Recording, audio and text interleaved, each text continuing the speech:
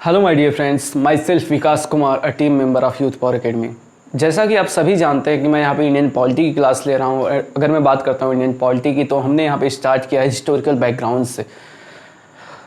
अगर मैं बात करता हूँ हिस्टोरिकल बैकग्राउंड की, तो हम वहाँ पे जो है मेजर एक्ट्स और उनके जो मेजर प्रोविजंस हैं उनके बारे में हम यहाँ पे स्टडी कर रहे हैं। तो उसी कंटिन्यूटी में हमने अपने पिछले मॉड्यूल में बात किया था गवर्नमेंट ऑफ इंडिया एक्ट 1935। उसी एक्ट को हम कंटिन्यू करते हैं सेकेंड मॉड्यूल के रूप में, क्योंकि we were unable to complete in that module, so we will continue in this module. तो उसी के आगे हम कंटिन्यू करते हैं। तो अगर मैं बात करता हूं अपने पिछले मॉड्यूल की, तो हमने government of India act 1935 act के थोड़ा सा बैकग्राउंड के बारे में जाना था, साथ ही साथ हमने जाना था उनके मेजर प्रोविजंस के बारे में। अगर मैं बात करता हूँ मेजर प्रोविजंस की, तो हमने जो फर्स्ट उसका मेजर प्रोविजन था that is all India federation. All India federation की हमने बात की थी कि कैसे जो है ऑल इंडिया फेडरेशन को स्टेबलाइज करने की कोशिश की जा रही है। सेकंड हमने बात किया था एबॉलिशन ऑफ डायरकी, या ये बोल सकते हैं कि dyarchy at the centre, abolition of dyarchy at the provincial level and introduction of dyarchy at the central level. ठीक है, वहाँ पे सेंट्रल लेवल में डायरकी को इंट्रोड्यूस किया गया, जहाँ पे हम बात करते हैं reserve list and transferred list. अगर मैं बात करता हूँ रिजर्व लिस्ट की, तो उसके जो मेजर प्रोविजंस थे वो थे आपके डिफेंस से रिलेटेड, एक्सटर्नल अफेयर्स से रिलेटेड, टैक्सेशन से रिलेटेड एंड ट्राइबल अफेयर्स से रिलेटेड, जहाँ पे आपका जो एक्सक्लूसिव कंट्रोल होता था वो गवर्नर जनरल के पास होता था, कि that governor general had the exclusive control and they can act on the advice of her और हिज काउंसलर्स। अब मैं बात करता हूँ ट्रांसफर लिस्ट की, तो उसमें हमने बात किया था कि लोकल गवर्नमेंट की बात किया था, हेल्थ की बात किया था, एजुकेशन की बात किया था, जहाँ पे जो गवर्नर जनरल होगा वो that will act on the advice of council of ministers. ठीक है, और जो काउंसिल ऑफ मिनिस्टर्स होंगे they will be responsible to the legislative assembly, वो उसके प्रति उत्तरदायी होंगे। ठीक है, उसके बाद हमने बात किया था प्रोविंशियल ऑटोनॉमी की। प्रोविंशियल ऑटोनॉमी में जहाँ पे हमने बात किया था वाई द प्रोविंशियल ऑटोनॉमी, हम आखिर प्रोविंशियल ऑटोनॉमी की बात क्यों करते हैं, आखिर क्या रीज़न थे कि वहाँ पे प्रोविंशियल ऑटोनॉमी की बात करते हैं। क्योंकि हम अगर अर्लियर 1919 एक्ट के बारे में बात करते हैं, तो वहाँ पे हम देखते हैं कि जो आपकी प्रोविंशियल सब्जेक्ट्स थे they were divided on the basis of reserve and transferred subject. और वहाँ पे जो रिजर्व सब्जेक्ट थे उनके पास गवर्नर के पास एक्सक्लूसिव कंट्रोल था, एंड जो ट्रांसफर सब्जेक्ट थे वहाँ पे जो है आपके पॉपुलर मिनिस्टर्स के पास एक्सक्लूसिव कंट्रोल था। लेकिन यहाँ पे जो प्रोविंशियल ऑटोनॉमी इंट्रोड्यूस किया गया था, यहाँ पे हम देखते हैं कि यहाँ पे जो गवर्नर है वो ही will act on the advice of council of ministers and that council of ministers will be responsible to the provincial legislative assembly, he will be not responsible to the governor. तो ये हमने आपके पिछले module में पढ़ा था, तो एक क्विक रिविजन मैंने देना चाहा आपको। अब हम बात करना चाहेंगे अपने फोर्थ प्रोविजन की, the fourth provision of government of India act 1935। अब मैं फोर्थ प्रोविजन की जब मैं बात करता हूं, तो the fourth provision is introduction of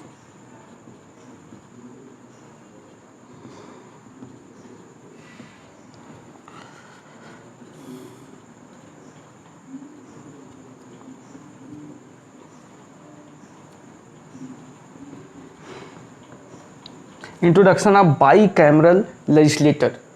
ठीक है, ठीक, यहाँ पे बाई कैमरल लेजिस्लेटर का मतलब क्या है, बाई कैमरल लेजिस्लेटिव का मतलब क्या है?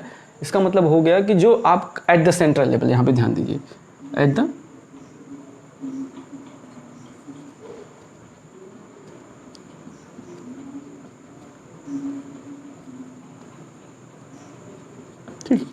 सेंट्रल लेवल पे बाई कैमरल इंट्रोड्यूस किया जाता है। बाई कैमरल का मतलब हो गया, ठीक है, तो मतलब टू लेजिस्लेटिव्स, या बोल सकते हैं जैसे कि अगर मैं प्रेजेंट कॉन्टेक्स्ट में बात करूं, तो यहाँ पे हम बात करते हैं बाई कैमरल ना, सेंट्रल लेवल पे बाई कैमरल है, जहाँ एक तरफ लोकसभा है तो दूसरी तरफ राज्यसभा है। सेम वही जो प्रोसेस है वहाँ पे जो है आपका गवर्नमेंट ऑफ इंडिया एक्ट 1935 में that introduction of by cameral at the central level. By cameral से यहाँ पे तात्पर्य है कि जहाँ पे एक तरफ आपकी क्या है, federal assembly,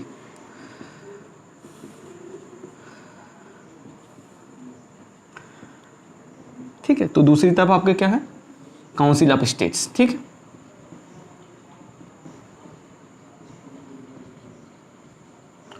this federal assembly is known as lower house and this council of state is known as upper house,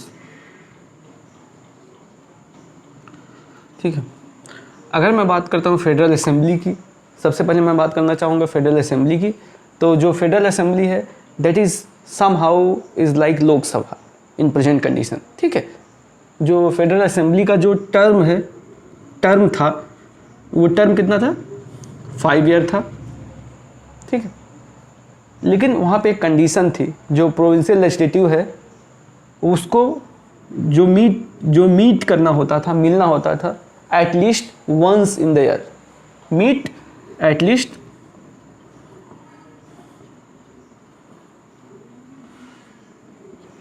once in the year. एक मतलब उनको क्या करना होता था कि साल में एटलीस्ट उनको एक बार मिलना होता था, ठीक है, ठीक।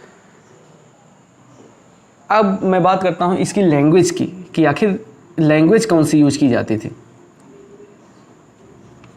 वो लैंग्वेज कौन सी यूज की जाती थी, इंग्लिश। कि वहाँ पे जो भी डिस्कशन होगा, जो भी प्रोसीजर होगा, जो भी डिस्कशन होगा फेडरल असेंबली में, वो डिस्कशन किस में होगा, इंग्लिश में होगा, ठीक है। और यहाँ पे एक और आपको जानना होगा कि आखिर फेडरल असेंबली का काम क्या था। फेडरल असेंबली का काम सिंपल सी बात है, हमने जो लिस्ट जो क्रिएट की है, 3 लिस्ट क्रिएट की है, federal list, concurrent list and state list. तो वहाँ पे जो भी फेडरल लिस्ट है, जो प्रोविजंस हो, फेडरल जो सब्जेक्ट्स होंगे, उनके ऊपर जो फेडरल असेंबली है वो क्या है, वो कानून बनाएगी, वो उनके ऊपर लॉज बनाएगी। इनका मेजर वर्क है ये फेडरल असेंबली का, ठीक है। आल्दो ये नॉर्मल सर्कमस्टांसेस में 5 ईयर इसका जो टर्म होता था, लेकिन ड्यूरिंग स्पेशल सर्कमस्टांसेस, ठीक है, governor general has exclusive power, ठीक है। गवर्नर जनरल के पास एक्सक्लूसिव पावर थी क्या करने के लिए, समन करने की, ठीक है, एडजर्न करने की एंड डिसॉल्व करने की। वो समन कर सकता था, एडजर्न कर सकता था एंड डिसॉल्व कर सकता था। गवर्नर जनरल के पास कुछ एक्सक्लूसिव पावर्स थी, ठीक है, कि वो उसको कर सकता था डिसॉल्व। अब यहाँ पे एक बात हम भी ये भी करना चाहेंगे कि यहाँ पे जैसा कि आप प्रेजेंट कंडीशन में देखते हैं कि जो भी conduct of the Supreme Court and High Court जजेस, they can not be discussed in the Lok Sabha और द राज्यसभा। उनके कंडक्ट्स के बारे में हम डिस्कस नहीं कर सकते थे, कर सकते हैं, प्रेजेंट कंडीशन में भी हम डिस्कस नहीं कर सकते हैं।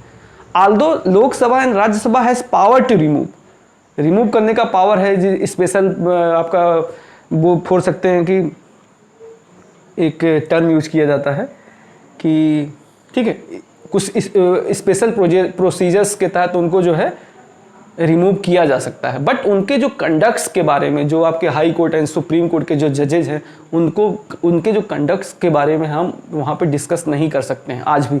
तो यही प्रोविजन सेम टू सेम वहाँ पे भी था, that conduct of the Supreme court जजेस एंड हाई कोर्ट जजेस, या in other sense the conduct of the federal court and provincial court can not be discussed in the federal assembly, ठीक। This was the provision के बारे में हमने बात किया, हमने लैंग्वेज के बारे में बात किया, हमने ये भी कहा कि ये एटलीस्ट जो है वंस इन ईयर इनको मिलना ज़रूरी होता है, ठीक है, ठीक। अब हम बात करना चाहेंगे, थोड़ा सा बात करना चाहेंगे कि आखिर कितनी नंबर ऑफ सीटें थी उस समय, कितनी नंबर ऑफ सीट्स थी इन द फेडरल असेंबली में, कितनी नंबर ऑफ सीट्स थी and how they were divided, ठीक है।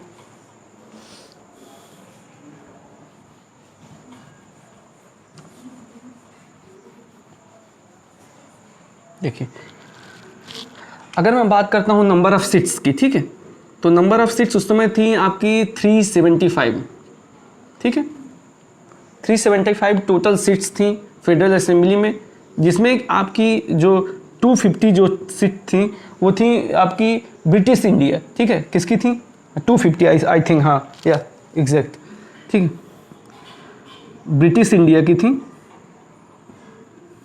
ठीक है। एंड आपकी नियरली कितनी बची 125, दे were reserve for princely states, ठीक, 250 सीटें हैं किसके दी थी? British India and 125 princely state की। अगर मैं बात करता हूँ जो 250 सीट्स जो थी जो ब्रिटिश इंडिया के लिए रिजर्व की गई थी, उनका जो मेथड ऑफ इलेक्शन क्या था? उनका मेथड ऑफ इलेक्शन क्या था? Indirect election.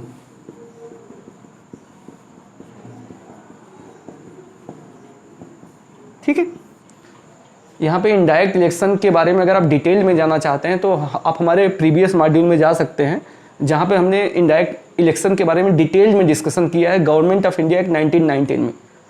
ठीक है, अगर मैं बात करता हूँ प्रिंसली स्टेट्स की, तो जो 125 मेंबर्स थे, ठीक है, ये प्रिंसली स्टेट्स के लिए जो रिजर्व की गई थी सीट्स, वो क्या की जाती थी? प्रिंसली स्टेट्स के द्वारा नॉमिनेटेड की जाती थी, दे वर बीइंग नॉमिनेटेड। ठीक है, लेकिन यहाँ पे ध्यान देने वाली बात ये है कि जो 125 जो सीट्स थी, जो भी उस समय जो प्रिंसली स्टेट्स थे, ठीक है, ऐसा नहीं था कि जो सभी प्रिंसली स्टेट्स थे उनको इक्वल नंबर ऑफ सीट्स जो है दी गई थी, या इक्वल नंबर ऑफ सीट्स उनके बीच डिवाइड की गई थी। No, it was not right. उनके द्वारा जो उनमें जो सीट्स जो डिवाइड की गई थी, they were being divided on the basis of importance of the respective provinces, importance of respective princely states in the eye of British government। जो आपकी प्रिंसली स्टेट्स जितना ज़्यादा ब्रिटिश गवर्नमेंट की नज़र में जितना ज़्यादा इंपॉर्टेंट होती थी, उनको उतनी ज़्यादा नंबर ऑफ सीट्स नॉमिनेट करने के लिए दी जाती थी। ठीक है, तो ये आपका मैंने बात किया फेडरल असेंबली के बारे में, हमने बात किया क्या की गया था, और हमने यहाँ पे बात किया कि जो फेडरल असेंबली में जो इलेक्शन जो होता था, वो इलेक्शन क्या होता था? इनडायरेक्ट होता था। ठीक है, अब हम आगे बढ़ते हैं। अब हम बात करेंगे आपके अगला जो है काउंसिल ऑफ स्टेट्स के बारे में। देखिए, इसका मतलब देखिए इसका टर्म कितना था? 5 ईयर था फेडरल असेंबली का। ठीक है, फेडरल असेंबली का टर्म कितना था? 5 ईयर था। इसका मतलब ये है नॉन परमानेंट बॉडी। ठीक है, अब मैं बात करूंगा किसका? काउंसिल ऑफ स्टेट्स की।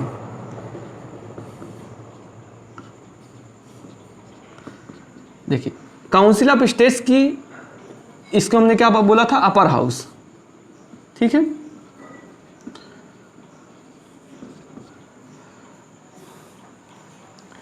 तो यहां पे आप देखेंगे कि this one was permanent body,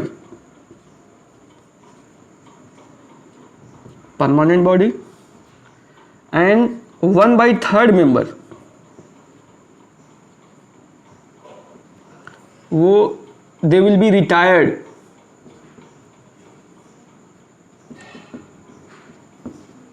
every, हाँ ठीक है, every 3rd year। ठीक है, 1/3 मेंबर जो है हर 3 साल रिटायर्ड हो जाएंगे। अगर मैं प्रेजेंट कंडीशन में बात करता हूं तो जहां पे मैं राज्यसभा की बात करता हूं, somehow we can compare, but term अलग है। अभी क्या है? 1/2 मेंबर हर साल जो है, सॉरी 1/3 मेंबर हर सेकेंड ईयर में, शायद हाँ हर सेकेंड ईयर में वो रिटायर होते हैं। ठीक है, तो ठीक है, यहाँ पे 1/3 मेंबर हर 3 साल में जो रिटायर होते थे। ठीक है, तो ये हमने बात किया। ठीक है, यहाँ पे ये भी हम बात कर सकते हैं कि देखिए काउंसिल ऑफ स्टेट्स की अगर मैं प्रेजेंट कंडीशन में बात करता हूँ तो यहाँ पे क्या होते थे? अभी प्रेजेंट कंडीशन में चेयरमैन एंड वाइस चेयरमैन होते हैं। लेकिन उस समय क्या था? जो काउंसिल ऑफ स्टेट्स थे उनका जो हेड जो होता था वो कौन होता था? उसको प्रेसिडेंट के नाम से जाना जाता था। एंड जो उसका जैसे आज डिप्टी चेयरमैन है तो उस समय क्या था? Vice president. ये नॉमेनक्लेचर था उस समय हेड के लिए, काउंसिल ऑफ स्टेट के लिए, जो कि बाद में नॉमेनक्लेचर जो आपका चेंज कर दिया जाता है। ठीक है, नॉमेनक्लेचर चेंज करके उसको क्या कर दिया जाता है? चेयरमैन वाइस चेयरमैन बना दिया जाता है। ठीक है, अब हम बात करेंगे थोड़ा सा कंपोजिशन की। ठीक है, कंपोजिशन की बात करेंगे। ठीक है, जब मैं कंपोजिशन की बात करूंगा तो उस समय कितनी नंबर ऑफ सीट्स थी वो फिक्स की गई थी? वो 260, कितनी? 260 थी, जिसमें नियरली आपकी 156 156 वो किसके लिए थी? आपकी ब्रिटिश इंडिया के लिए थी, ब्रिटिश इंडिया के लिए थी। और आपके नियरली जो है 101 they were reserve for the princely states. ठीक है, चलिए हम थोड़ा सा यहाँ पे बात करते थे। 101 जो सीट्स थी जो प्रिंसली स्टेट्स के लिए, सेम प्रोसीजर जैसा कि फेडरल असेंबली में फॉलो किया गया था वही होगा। They were being nominated by princely states. ठीक है, और ये भी होगा कि जो नंबर ऑफ सीट्स जो प्रिंसली स्टेट्स को जो दी जाएंगी, they were based on the importance of respective princely states. ठीक है, now will come to British India. British India की जब मैं बात करता हूँ तो वहाँ पे सबसे पहले हम देखेंगे कि जो आपके नियरली इन 156 सीट्स में जो थी, वो नियरली 150 जो सीट्स थी वो, ठीक है, that were elected on communal basis. ठीक है, ठीक। और जो नियरली जो 6 जो सीट्स जो बचती हैं, they were being nominated bye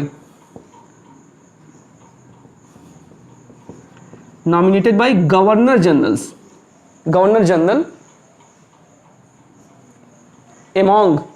among minority. ठीक है, आपके माइनॉरिटीज हो गए, वुमेन हो गई एंड डिप्रेस्ड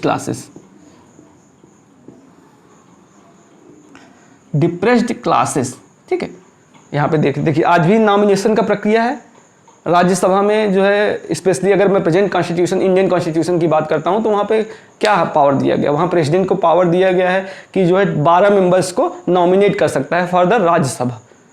ठीक है, वैसे सेम वही आप कंडीशन देखिए, वहाँ पे भी एक तरह से नॉमिनेशन वाली प्रक्रिया थी। नॉमिनेशन की तो पहले से प्रक्रिया चली आ रही थी, लेकिन जो आपकी काउंसिल ऑफ स्टेट्स में जो कंपोजिशन की जब बात करते हैं तो जो स्पेशली ब्रिटिश इंडिया में जो 6 मेंबर्स थे, they were nominated by the governor generals among minorities, women and depressed classes.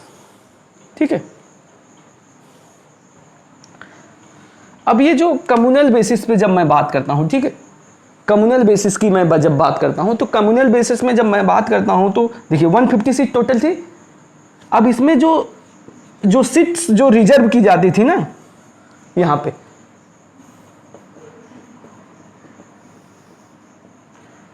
यहाँ पे 2 प्रोसेस फॉलो किया जाता था। सबसे पहले सीट जो रिजर्व की जाती थी, ठीक है, वो सीट रिजर्व की जाती थी among Hindu, Muslim and Sikh. जो सीट जो रिजर्व की जाती थी हिंदू, मुस्लिम, सिख्स के लिए, यहाँ पे डायरेक्ट इलेक्शन फॉलो किया जाता था। ठीक है, मतलब इसमें जो है 156 में certain number of seats will be reserve for Hindus, certain number of seats will be reserve for the Muslims, certain number of seats will be reserve for Sikhs. और उसके बाद जो है वहाँ पे क्या फॉलो किया जाएगा, डायरेक्ट इलेक्शन फॉलो किया जाएगा।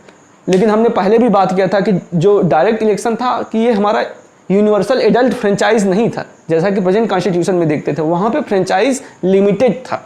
आगे हम बात करेंगे कि आखिर फ्रेंचाइज कितना लिमिटेड था। ठीक है, जहाँ पे हम बात करेंगे जो फ्रेंचाइज था वो 10% तक ही लिमिटेड था। ठीक है, अब हम आगे बात करते हैं। यहाँ पे हम बात करेंगे एक और चीज़, दैट हिंदू मुस्लिम की बात हो गई। उसके बाद हम बात करेंगे that the seats reserve for the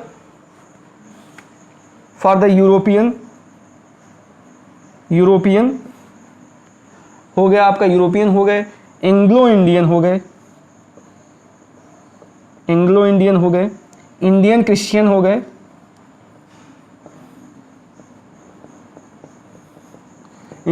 हो गए, उसके बाद आपका डिप्रेस्ड क्लासेस।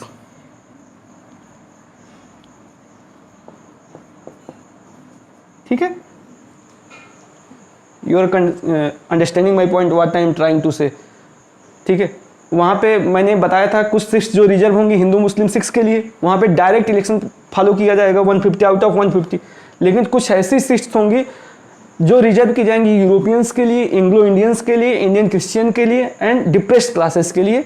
यहाँ पे जो इलेक्शन जो फॉलो किया जाएगा वो इनडायरेक्ट इलेक्शन किया जाएगा।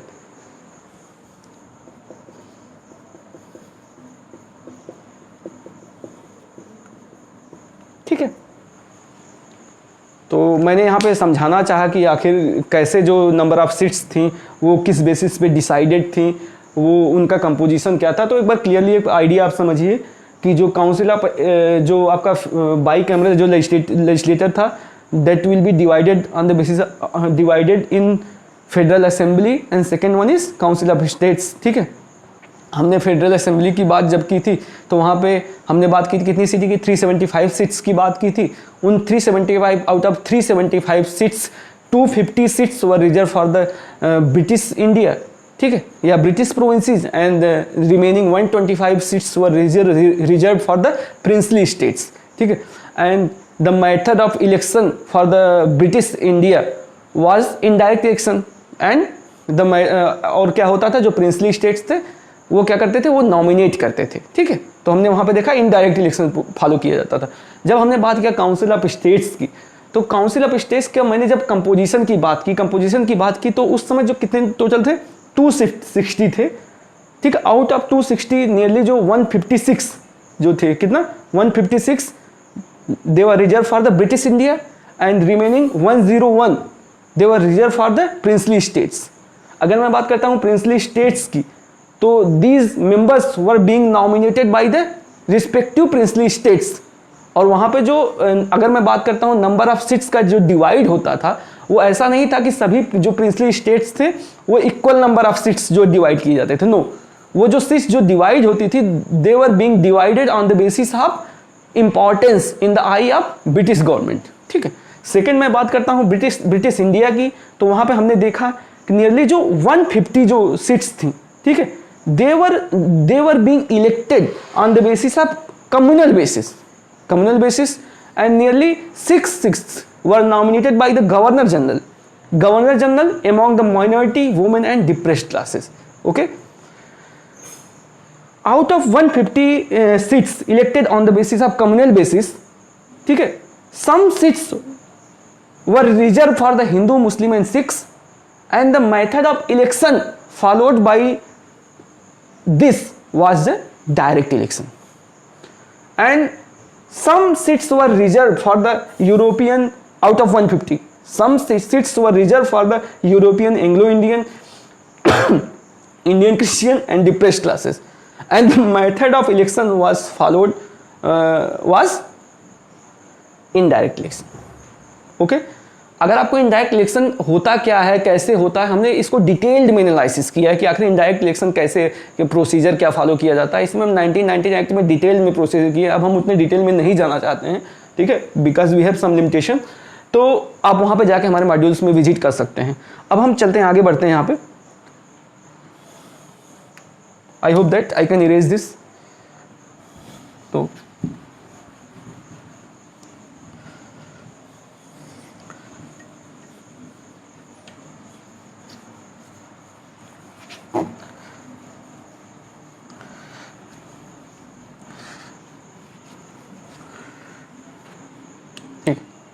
अब मैं आपकी फिफ्थ प्रोविज़न की तरफ बढ़ता हूँ। इसका जो फिफ्थ प्रोविज़न है that is introduction of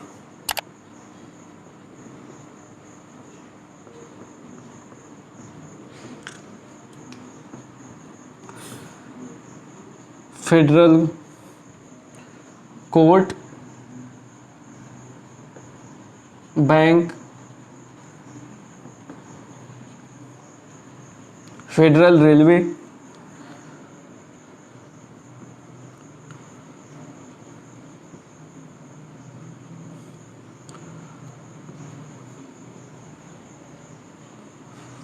federal railway authority, federal commission,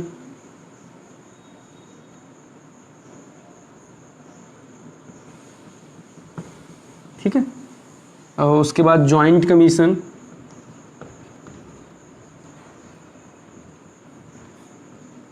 and provincial commission, ठीक है।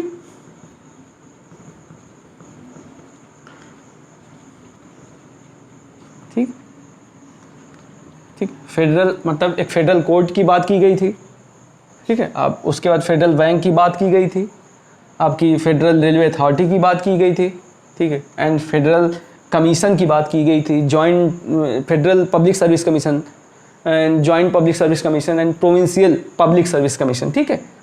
यहाँ पे आप एक public service, this is public service commission, provincial public service commission, joint public service commission and provincial public service commission, okay. ये stabilise की गई थी इस एक्ट के द्वारा, कि इस एक्ट में ये प्रोविजन था कि हमको एक फेडरल कोर्ट स्टेबलाइज करना है, bank, railway authority and commission stabilize. सबसे पहले हम फेडरल कोर्ट की बात करते हैं। जब हम फेडरल कोर्ट की बात करते हैं तो यहाँ पे फेडरल कोर्ट की जो बात की गई थी वो दैट वर बीइंग स्टेबलाइज्ड इन दिल्ली, दिल्ली में बात की गई थी, ठीक है, कि एक दिल्ली में जो है फेडरल कोर्ट को स्टेबलाइज किया जाएगा।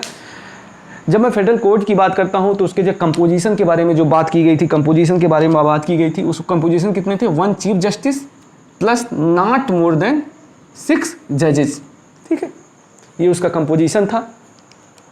उसके बाद हम बात करते हैं उसके पावर की। पावर क्या था, आखिर उसका पावर क्या था? सबसे पहला पावर इसका ये था कि to interpret the acts of this provision. जो एक्ट्स हैं, जो 1935 का जो एक्ट है, इसके प्रोविजंस को इंटरप्रेट करना, उसकी रिस्पॉन्सिबिलिटी किसको दी गई? उस फेडरल कोर्ट को दी गई। उसके बाद to adjudicate on the matters of federal on the matters related to the federal provisions, कि जो भी आपके फेडरल प्रोविजंस, जो फेडरल सब्जेक्ट्स हैं, उनसे रिलेटेड जो प्रोविजंस हैं उनको एडजुडिकेट करना, उनके बारे में जो है उसको रेगुलेट करना, ये सब चीज़ें रिस्पॉन्सिबिलिटी किसको दी गई? फेडरल कोर्ट की दी गई, ठीक है। अब यहाँ पे मैं एक एक्सक्लूसिव एंड ओरिजिनल जुडिक्शन की बात करता हूँ, ठीक है। एक्सक्लूसिव एंड ओरिजिनल जुडिक्शन की जब मैं बात करता हूँ तो जैसा कि आप प्रेजेंट कंडीशन में देख रहे होंगे, अगर मैं प्रेजेंट कॉन्स्टिट्यूशन की बात करता हूँ तो यहाँ पे सुप्रीम को, अगर प्रेजेंट कॉन्स्टिट्यूशन में यहाँ पे सुप्रीम कोर्ट के पास कुछ ओरिजिनल एंड एक्सक्लूसिव जुडिक्शन है। जैसे मान लीजिए अगर कोई डिस्प्यूट है, dispute regarding centre and states, वो किसके पास जाएगा? सुप्रीम कोर्ट के पास जाएगा, ठीक है। डिस्प्यूट रिगार्डिंग 2 स्टेट्स, वो भी जाएगा आपके सुप्रीम कोर्ट के पास। उसी सेम मैनर में उस समय भी ये प्रोविजन था कि the resolution of disputes related to the, या ये बोल सकते हैं the resolution of disputes between provinces and central, ठीक है, and also the resolution of disputes between the 2 provinces, ठीक है, वो किसके द्वारा किया जाएगा? उस फेडरल कोर्ट के द्वारा किया जाएगा। ये उस फेडरल कोर्ट की एक्सक्लूसिव एंड ओरिजिनल जुडिक्शन थी। मतलब अगर मान लो 2 प्रोविंसेस के बीच में झगड़ा होता है तो वहाँ पे प्रोविंशियल कोर्ट इंटरफियर नहीं करेगी, वहाँ पे फेडरल कोर्ट ही इंटरफियर कर सकती है। अगर मान लो कहीं डिस्प्यूट हुआ है प्रोविंसेस एंड सेंटर के बीच, ठीक है, तो वहाँ पे कौन इंटरफियर कर सकता था? वहाँ पे फेडरल कोर्ट ही इंटरफियर कर सकती थी, ठीक है। अब मैं बात करता हूँ रेलवे अथॉरिटी की, ठीक है। बैंक की भी बात की गई थी कि एक फेडरल बैंक होना चाहिए जो फाइनेंशियल रिसोर्सेज से रिलेटेड, जो आपके गवर्नमेंट ऑफ इंडिया के जो फाइनेंशियल रिसोर्सेज हैं उनको रेगुलेट करने का काम करेगा, ठीक है। उसके बाद फेडरल रेलवे अथॉरिटी की बात की गई थी, ठीक है, फेडरल रेलवे अथॉरिटी, ठीक है। फेडरल रेलवे अथॉरिटी की जब मैं बात करता हूँ तो यहाँ पे 7 मेंबर्स की बात की गई थी, ठीक है, कि 7 मेंबर्स होंगे फेडरल रेलवे अथॉरिटी में, ठीक है, 7 मेंबर्स, ठीक है। अब यहाँ पे 7 मेंबर्स जो होंगे, यहाँ पे ध्यान देने वाली बात ये है, they were not responsible to the counselor of the governor general and also they were not responsible to the legislators, ठीक है। इसका मतलब जो 7 जो मेंबर्स होंगे वो जो आपके, मैंने क्या बात किया था, गवर्नर जनरल एग्जीक्यूटिव की बात की थी मैंने अपने पिछले मॉड्यूल्स में, तो वहाँ पे गवर्नर जनरल और क्या होते हैं? काउंसलर्स होते हैं, ठीक है। एंड हमने बात किया federal assembly and council of states, वहाँ क्या होते हैं? लेजिस्लेटर्स होते हैं।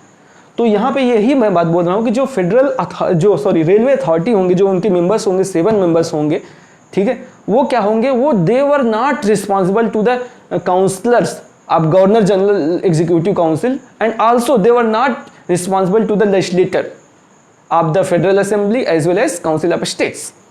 तो किसके प्रति रिस्पॉन्सिबल होंगे? They will be directly responsible to the governor general. वो क्या करेंगे? डायरेक्टली गवर्नर जनरल को रिपोर्ट करेंगे. ठीक है. लेकिन यहाँ पे एक क्वेश्चन आपके सामने आ रहा होगा कि आखिर ये फेडरल रेलवे अथॉरिटी की क्यों क्रिएट की गई थी? ठीक है, ठीक है, क्यों आखिर इसको क्रिएट करने की ज़रूरत क्या थी?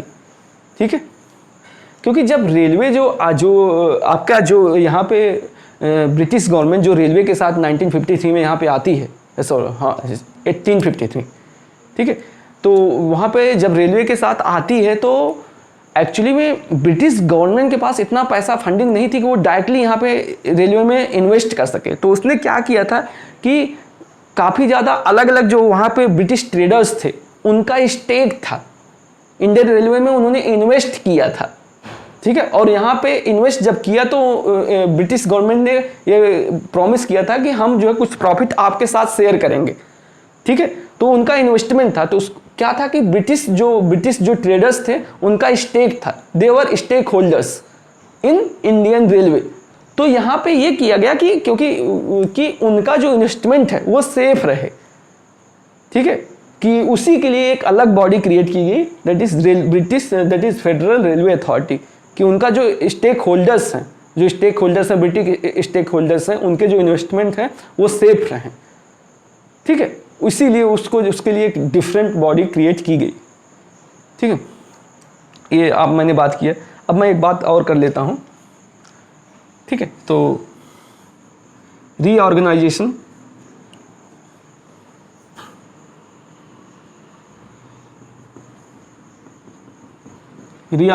Of provinces. ठीक है, यहाँ पे प्रोविंसेस को रीऑर्गेनाइज भी किया गया. जहाँ पे पहला जो रीऑर्गेनाइजेशन होता है वो होता है separation of Sindh from Bombay. Bombay को सिंध से अलग कर दिया जाता है. ठीक है, मतलब सिंध और सिंध को एक अलग प्रोविंस बनाया जाता है. ठीक है, ठीक है, यहाँ पे दूसरा क्या था?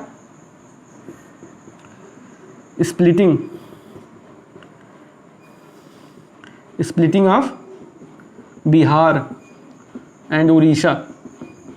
यहाँ पे जो है बिहार एंड उड़ीसा को सेपरेट प्रोविंसेस बनाया जाता है.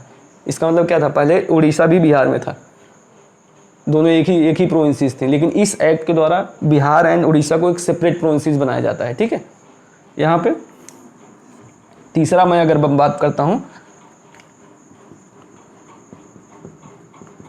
Complete separation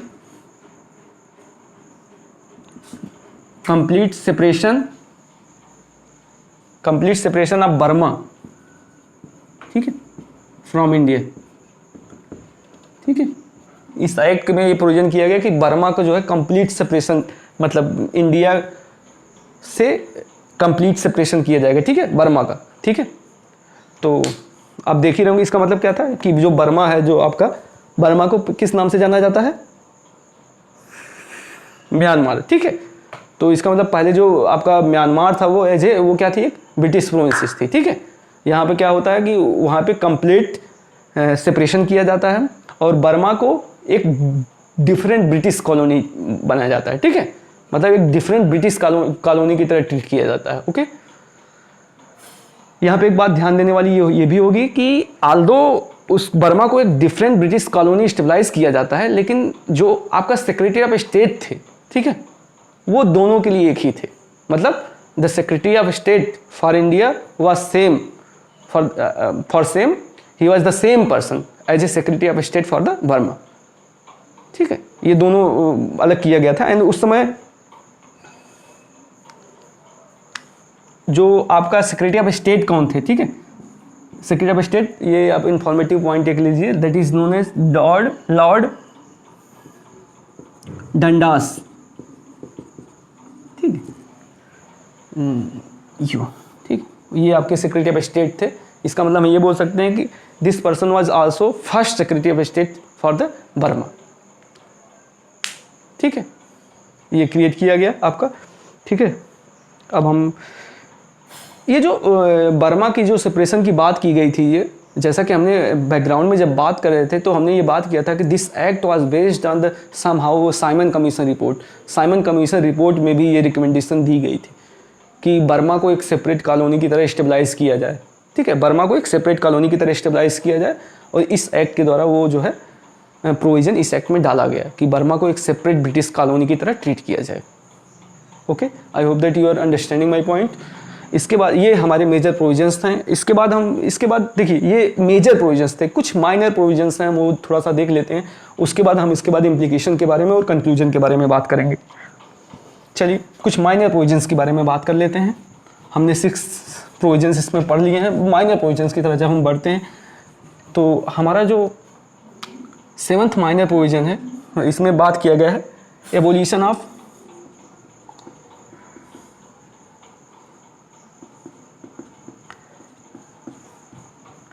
Indian council. ठीक है, have you remind what is Indian council? Indian council is, हमने क्या बात किया था? हमने बात किया था सेक्रेटरी ऑफ स्टेट की बात किया था। तो हमने सेक्रेटरी ऑफ स्टेट की बात किया था, तो यहाँ पे इंडियन काउंसिल जिसमें 15 मेंबर्स होते थे, हमने बात किया था। उसके बाद ये सेक्रेटरी ऑफ स्टेट अपॉइंट करता था, गवर्नर जनरल, ठीक है, ये सब होता था। ठीक है, या वायसराय हमने बात किया था। ठीक है, तो इस यहाँ पे सेक्रेटरी ऑफ स्टेट को एक एडवाइजरी बॉडी की तरह जो है इंडियन काउंसिल वाली जो बॉडी थी, इसको यहाँ पे एबॉलिश कर दिया जाता है। ठीक है, एबॉलिश करने के बाद जो है वहाँ पे उनको कितने, ठीक है, कुछ उनको एडवाइजर्स दिए जाते हैं कि यहाँ पे ये बॉडी नहीं रहेगी, और कुछ जो एडवाइजर्स जो है उस सेक्रेटरी ऑफ स्टेट को दिए जाएंगे कि आप उनकी हेल्प ले सकते हैं।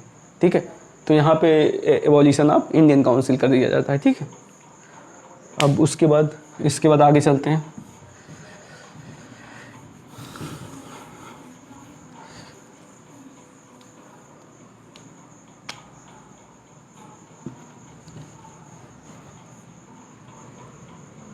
एट्थ मेजर प्रोविजंस के बारे में जब हम बढ़ते हैं, extension of franchise up to 10%। ठीक है, यहाँ पे फ्रेंचाइज को भी एक्सटेंड कर दिया जाता है। ठीक है, ठीक है, लेकिन वहाँ फ्रेंचाइज क्या था? अप टू 10% था। हमने पिछले अपने मॉड्यूल्स में बात किया था, जो वो फ्रेंचाइज था वो somehow based on the education, property, ठीक है, आपका क्या, ये इन सब बेसिस के जो है आपका फ्रेंचाइज रिकॉग्नाइज किया जाता था। ठीक है, तो यहाँ पे फर्दर एक्सटेंड किया जाता है। ठीक है, फ्रेंचाइज को एक्सटेंड किया जाता है। ठीक, और ठीक है, यहाँ पे ये भी बात ध्यान देने वाली बात है कि this act introduce first time direct election. ठीक है, क्योंकि पिछले एक्ट में हमने बात क्या किया था, इनडायरेक्ट इलेक्शन वाज इंट्रोड्यूस्ड, तो ये भी बोला जाता है कि this act introduce first time direct election. ठीक है, और भी कुछ छोटे मोटे प्रोविजंस हैं। चलिए हम थोड़ा सा एक क्विक देख लेते हैं और भी प्रोविजंस क्या हैं छोटे छोटे। ठीक है,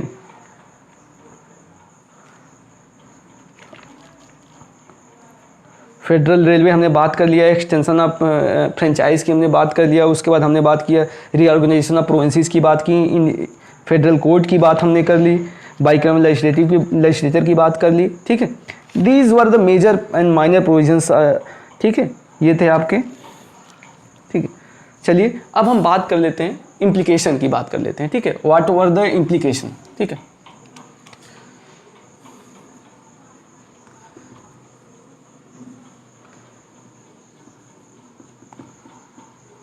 जब मैं बात करता हूँ इम्प्लीकेशन की, तो सबसे पहले हमने बात क्या किया था कि this act had provision of all India federation को स्टेबलाइज करने का एक प्रोविज़न था।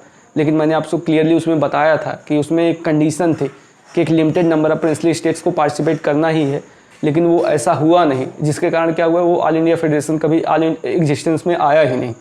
ठीक है, लेकिन अगर मैं और प्रोविजंस की बात करता हूँ, जैसे मैं बात करता हूँ कि आपका फेडरल कोड की जब मैं बात करता हूँ, तो दैट वाज स्टेबलाइज्ड इन 1937।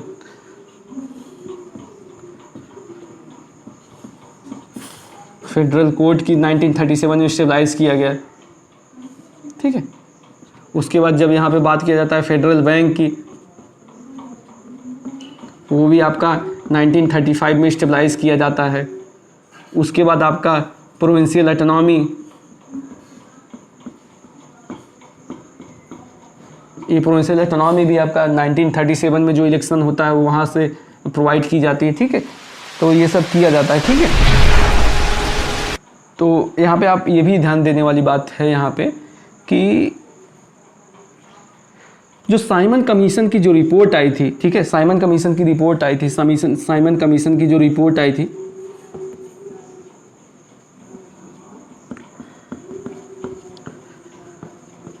वहाँ पे डोमिनियन स्टेटस की बात की गई थी,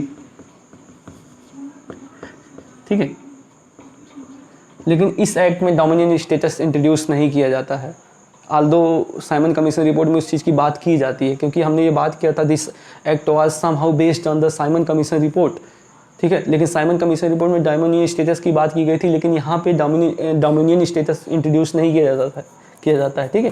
यहाँ पे ऑल इंडिया फेडरेशन की बात की जाती है, लेकिन वो भी एग्जिस्टेंस में नहीं आता है, ठीक है।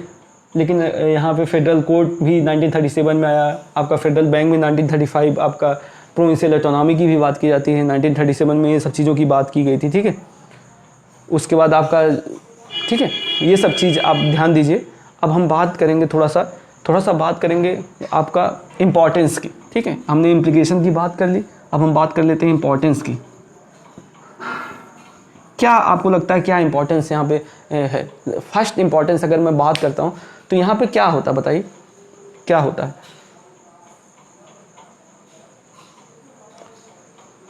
This act curtailed the power of central government.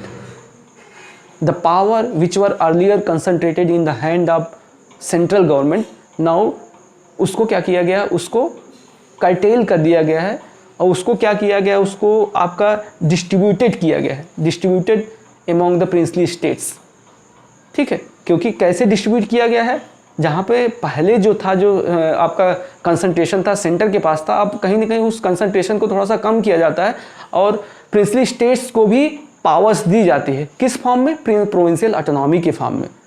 और प्रोविंशियल ऑटोनॉमी की भी फॉर्म में बात की जाती है। साथ ही साथ हमने क्या 3 लिस्ट भी क्रिएट की है, जिसमें हमने बात की provincial list and concurrent list and central list की, ठीक है। तो वहाँ पे हमने प्रोविंशियल ऑटोनॉमी की, इसका मतलब क्या हुआ, जो पावर जो है कर्टेल्ड की जाती है, ठीक है।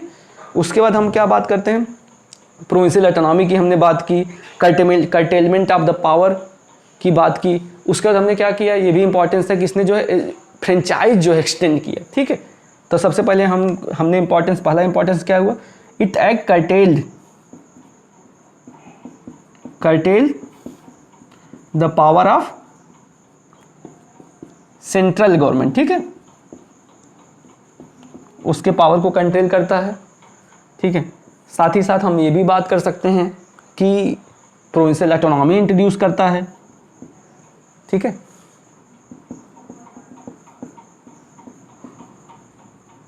ठीक है, साथ ही साथ हम ये भी बात करते हैं, इसने क्या किया, एक्सटेंडेड फ्रेंचाइज भी इसने काफ़ी ज़्यादा एक्सटेंड किया, ठीक है।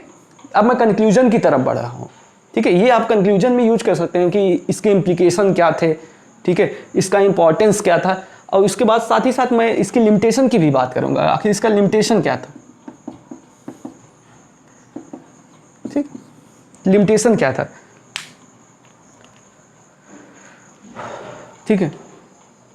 लिमिटेशन, देखिए लिमिटेशन आप क्या लगता है, लिमिटेशन की हमने बात क्या की थी, लिमिटेशन की अगर मैं फर्स्ट लिमिटेशन की बात करूं तो जब मैं बात करता हूं ट्रांसफर लिस्ट की, जब मैं बात करता हूं, ठीक है, या ये मैं बोल सकता हूं, हाँ okay, reserve list and transfer list. Transfer list की जब मैं बात करता हूं तो ट्रांसफर लिस्ट में क्या था, गवर्नर जनरल के पास पावर थी, ठीक है, गवर्नर जनरल के पास पावर है, लेकिन उसके पास कुछ रिजर्व पावर्स भी हैं। मतलब कुछ ऐसे अगर पॉलिटिकल डेवलपमेंट्स हो जाएं तो वहाँ पे क्या होता है, सेक्रेटरी ऑफ स्टेट उसको डायरेक्ट कर सकता था, ठीक है, और गवर्नमेंट पूरा एक्सक्लूसिव कंट्रोल वही ले सकता था। तो एक लिमिटेशन तो वही हो गया। दूसरे अगर लिमिटेशन की बात की गई थी कि हाँ प्रोविंशियल लेवल पे ऑटोनॉमी तो इंट्रोड्यूस की गई थी गवर्नर, लेकिन वहाँ पे भी गवर्नर के पास कुछ एक्स्ट्राऑर्डिनरी पावर्स थी, कुछ स्पेशल सर्कमस्टांसेस में वो उन एक्स्ट्राऑर्डिनरी पावर्स का यूज कर सकते थे। इसके ऊपर भी अगर मैं फाइनल की बात करता हूँ, इसके ऊपर भी अगर मैं बात करता हूँ तो ब्रिटिश पार्लियामेंट है। although they introduced provincial autonomy and they introduced diarchy at the center, but the final control over provincial legislative assembly and central legislative assembly, या बोल सकते हैं फेडरल असेंबली और काउंसिल ऑफ स्टेट, उनके ऊपर जो final control किसका था? ब्रिटिश पार्लियामेंट का था। ठीक है, तो मतलब ठीक है, पावर्स को इंक्रीज किया गया, लेकिन फाइनली जो अथॉरिटी थी वो ब्रिटिश पार्लियामेंट के ऊपर ही थी, क्योंकि ये जो 1935 जो एक्ट आया है, this act was passed in the British parliament. तो who is controlling all this things? British parliament.